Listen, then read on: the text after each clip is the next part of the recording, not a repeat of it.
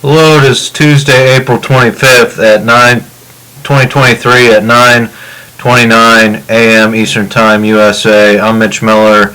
This is my video journal. Today, I'm just going to do a little bit of Masonic storytelling, a little bit of personal information. I just want to talk a little bit about Sudan. Hopefully they get the message. Hopefully those generals are willing to work with us. It's a little different approaching a non-nuclear country than someone in conflict with a major nuclear power. Not that I'm not sure that Sudan does not have nuclear power plants or whatever. I just assume most of Africa is not capable of nuclear weapons. That being said, if I was tapped to go to Sudan, what I would require is a history book issued by a Sudan public school around the era of when those two generals, the two Warren generals, were in school, high school. So a history book from that era, translated to English. I would read that, and again, if flew me to San Francisco, down to San Diego, and I took a 5 or 6 day cruise down the coast of Mexico. I could stay in my room or stay in common areas, not do shore excursions, and read that book the entire time. Now, I'm willing to dedicate 16 hours to 18 hours a day trying to come up to speed on Sudan and work on their issues and grievances. With step back periods within those hours so that I can clear my mind a little bit, but pretty much focused on it the entire time. And that's, I guess, what I want to say here is, the time to act is now. To get this West Coast cross-reference border in place in the United States. I made a video in Denmark referring to the first Bush regime, the first Bush administration, if you want to call it that. And I made a video where I implied that the Central Intelligence Agency told George Bush that thousands of U.S. businessmen were leaving the country, flying to the Philippines, and having sexual relations with minors. I also, through the airwaves I was tuned into, developed a conspiracy theory that Bush covered this up, or he didn't act on the information. Instead, the CIA took prominent women who were in relations with, women in the Philippines that were in relations with prominent business people and hid them in Denmark, right? Give you a nice life in Europe and you keep your mouth shut. So that was the conspiracy theory I was hinting at there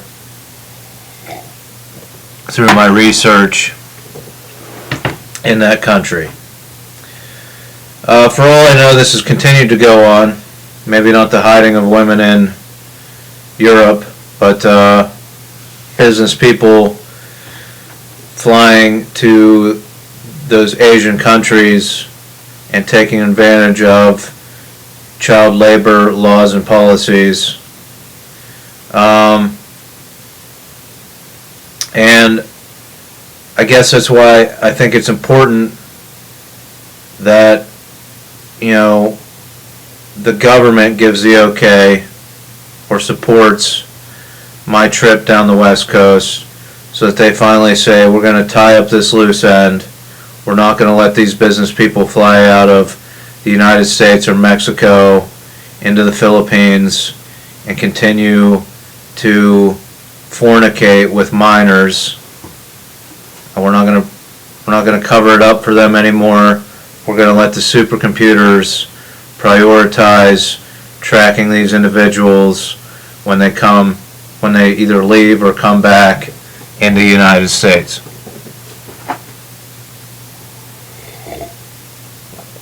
So I was going to come right out of the gate with that one.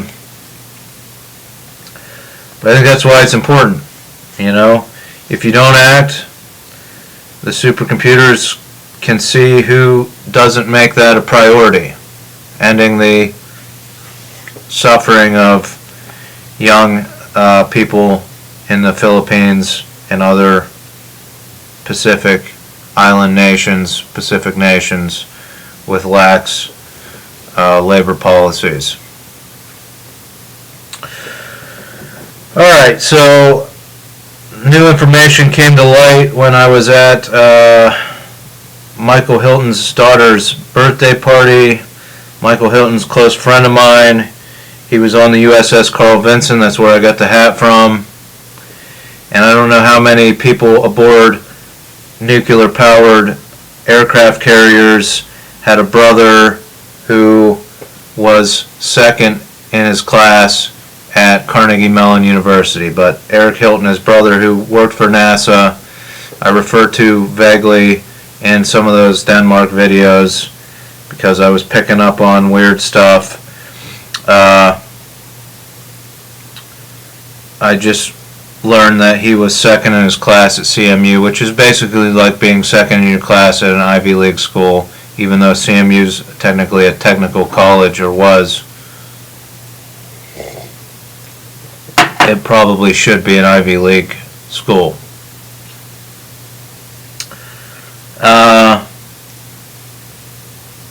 So there's that information. Good person, Eric Hilton. All the Hiltons are good people. And,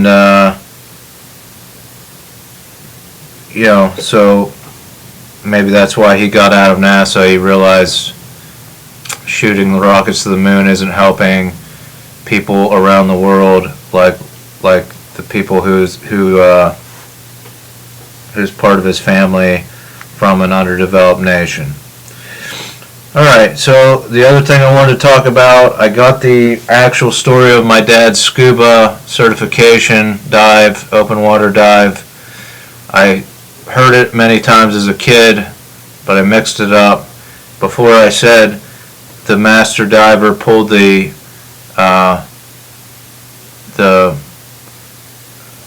breathing apparatus out of his mouth. Actually, he was down at 90 feet. He was with a dive master that was in the Navy, that was on his ship with him, was certifying him, I believe. Probably an underwater welder that worked on the submarines. And at 90 feet, he came up behind my dad and turned off his air. My dad panicked, went for the surface twice. He pulled him back down. Said, you know, what's going on? Finally, my dad signaled out of air. They shared air, and then he turned the air back on for my father. So a little scary, come up and shut your air off behind you. But perhaps that's how the Navy trains you. And he said later, they were on a flag football group, and he tackled that guy to practice, and instead of just grabbing his flag, and said, that's for shutting my air off.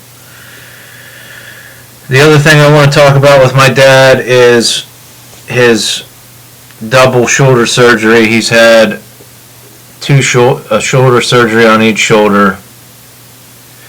I'll say this about my dad, he's an influencer. Not like a social media influencer. He's always been an influencer. He convinced hundreds of kids to wrestle for the YMCA when I was young. He was always pushing people, and he conferred with my friends who joined the Navy, gave them honest information about the Navy before they joined. But some of that's catching up with him with his surgeries and stuff, all this physical activity when you're young. So it's a good thing to have 13 years of wrestling under your belt, but I'm sure it's going to catch up with me.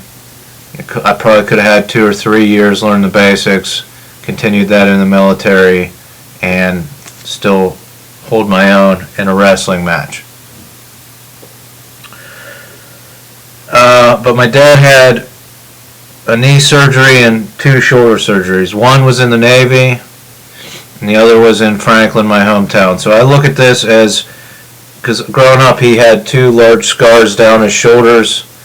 I always kind of thought of him as a knight, so this is for the royalty out there.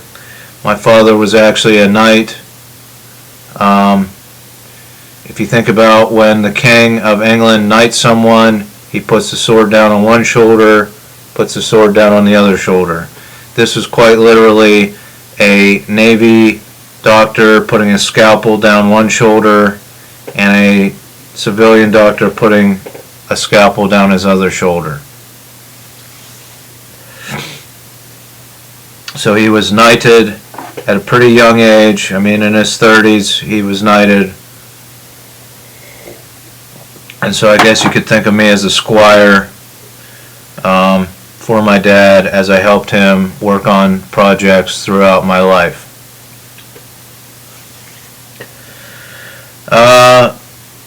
So that's a little bit of Masonic storytelling, I guess. The last thing I'm going to end with is, and why I think it's important to put a fleet vehicle on a military transport with my USB drive plugged into it, flying over the wireless network to see what satellites can get into these ignition systems. Look, they're numbering the ignition systems, they're analyzing the ignition systems. We've had computerized ignition systems for 20 years now. They're getting more and more complex. And I want to talk about the newest ignition system I've ever personally owned that's been in my name is my Dodge Dakota, my 2005 Dodge Dakota. But the story behind that Dodge Dakota is an interesting one. I have an interesting relationship with machines, as you can probably ascertain by now. When I first got out of college, I wanted to start my painting business. I didn't have any startup funds. I actually went to PNC Bank, asked for a loan. They wouldn't give me one, even though I had all kinds of data compiled of my sales record in selling paint jobs. They denied me. That's why I'm not a PNC Bank member. My wife is going to probably cancel her account because they screw up all her contact information and still have her linked to her mother's bank account for some reason. I've encouraged her multiple times to leave that bank. I mean, they took bailout money and bought other banks instead of helping small businesses, like I just said. Anyhow, I would go to the biannual Utica gun raffle. Interesting collection of people, events, and games of chance and raffles. And excuse me. Pardon me. I go to the Utica gun raffle. It was 2006, 2007, might have been, yeah, close to 2008, probably 2007. And I bought a 50-50 raffle ticket, a sleeve of them, off of Larry Dunkerley, who usually runs the 50-50 raffle. He's a local farmer, great person who we get our local beef from. And at the end of the night, they called a number, and I won. Me and Hillary won the raffle. We got like $800. So I took that money and used it to buy a truck. And I found on Craigslist, I think it was a 1988 Dodge Dakota Sport with 5-speed manual transmission, 4-wheel drive. So I bought it. It was red. I bought that truck, and I I eventually built a ladder rack for it and used it to start my painting business, Killer Painting. It's actually featured in one of the videos that I've posted, a commercial for the painting business. Towards right nearing, so it would have been 2011 or 2010 when I got my DUI. That truck started acting up. The ignition system in it or whatever was not functioning right. Couldn't ever figure out. Troubleshot, replaced a bunch of parts, couldn't figure out what was wrong with it. Took it to a Dodge dealership thinking they'd seen the issue on similar trucks before, right here off of Baum Boulevard before it became a hotel, and they said you need to buy a new truck. So that was an interesting concept from a Dodge dealership. They didn't want to fix their machine, they just wanted me to buy a new truck. So when the DUI hit and I was going to lose my license, I was going to need somebody to drive me and my equipment around. I know not everybody knows how to drive a manual. The truck was acting up, so I took it and traded it in at the Dodge dealership where my friend works in the parts department, Jeff Payne. He was my big brother in the fraternity. Took it there. Me and my wife looked at trucks. She was going to have to co-sign on the loan for me. So we found a 2005 Dodge Dakota that I had bought a newer ladder rack at this point, and the ladder rack would fit onto that. So that's why I went with another Dodge Dakota. The 2005 Dodge Dakota with suicide doors. It was pretty cool. Oh, I also had bought a cap so I could lock all my stuff in the back. Both the cap and the ladder rack would fit on this new truck, so that's $500 to $1,000 worth of parts that was transferable, which led me to buy this new Dakota. Now this new Dakota ran well for a year or two. Then it, when I finally got my license back, was driving it a lot more. I noticed that sometimes when I was in going very slowly, not idling, but going very slowly, the truck would just shut off. And I'd have to throw it in neutral, restart the truck, and get going again. This happened probably 20 to 30 times over the course of when I had it. And I formed a theory that every time my ignition cut off was a time when a U-2 spy plane or some kind of spy plane was flying overhead and took a picture overhead of my truck. And it took the ignition out and shut it down. Either that or they were using a weapon to shut off my ignition. Right?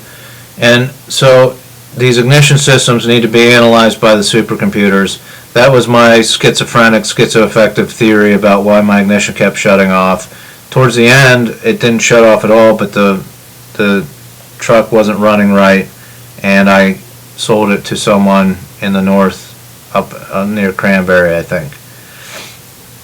The other reason I say this is to end this. That's the story of the Dakota, but we have the Volkswagen Jetta. Now, 3 years ago, when it was very cold outside, it started showing a array of hazard lights when I would first start it. Those wouldn't go out until I shut it off and started it again. Blinking lights, and lights would light up. Some kind of issue with the ignition system or the sensors. 2 years ago, I captured this on my phone and I uploaded it to YouTube to show what was going on with the instrument array, in case I needed to show my mechanic what was going on. This past year, and it would do this every 5 times I started it in cold weather. or every 3 or 4 times I started it. The other times it would start fine, not blink a bunch of hazard lights. This past year I started it in very cold weather a few times. This whole past winter, that instrument array did not light up. So whether Volkswagen downloaded a patch into my ignition system on the Jetta remotely from a satellite or through the wireless network, whether Volkswagen fixed the issue remotely, only the Germans will know, right? But there's definitely stuff going on with these ignition systems that are connected to satellite radio receivers. There's capabilities there that supercomputers need to analyze, and that's why I think it's important to put me, a federal fleet vehicle, on a military transport and get me to the West Coast. I'm going to be in Utica for the next 2 days. It's the perfect place to approach me about this process. We can prep for Sudan. What's the harm in prepping for it in case these generals want to meet or want to work with us? So I think it's a good policy to enact. I think it's a good project to undergo. I think it's time, even if I'm not employed on a federal payroll. I've given multiple ways to be employed. It's time to be approached and get things underway, get my vaccinations in. And that's the other thing I meant to say. In San Diego or in San Francisco, I can be vaccinated to be prepared to go to Africa and use that 6 or 7 days on a cruise ship to deal with the vaccination, the soreness, to let it take hold before we go to Africa. And I could be vaccinated for all the standard vaccinations so that the next time something like this flares up, I can go to those countries. And I hope that we don't set the precedent that people have to die and that 2 generals have to part ways and start a conflict just to get these programs launched in other countries. Let's start working on this. Let's get it moving, and let's not make this necessary for them to get attention to say we want this in our country. Let's start getting these nonprofits out there. This could be the start for Africa. We can get good translations throughout the African continent, so on and so forth. So I'm willing to work with those generals, but